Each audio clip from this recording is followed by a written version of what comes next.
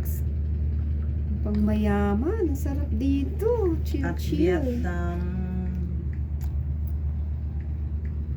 cruise. It's 5 p.m. here. Cruise at Paradise, ano to? Paradise Grand. We are on board in Paradise Grand Cruise Paradise in Vietnam. in Halong Bay. In Halong Bay, In Vietnam. Halong Bay. Vietnam. Ano yung spelling mo? Halong? H-A-A-H-A Oh, L-O-N-G.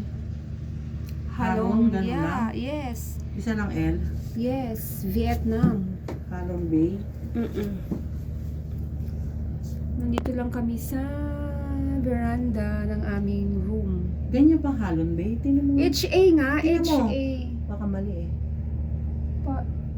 With G. Halong.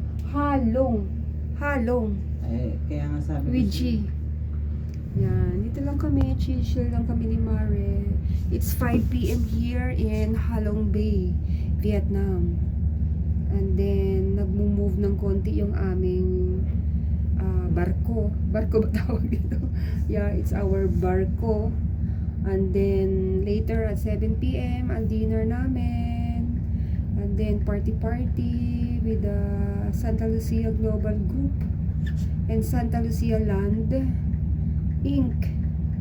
So hopefully magiging happy ang aming dinner later at 7 p.m. Then by tomorrow morning, I think 11 a.m. mag-check out na kami, going back to Hanoi. Shopping, and then at around 11 p.m. nasa airport na kami, going back to the Philippines. So for now, ito yung view namin. Relax muna. Ang saya lang.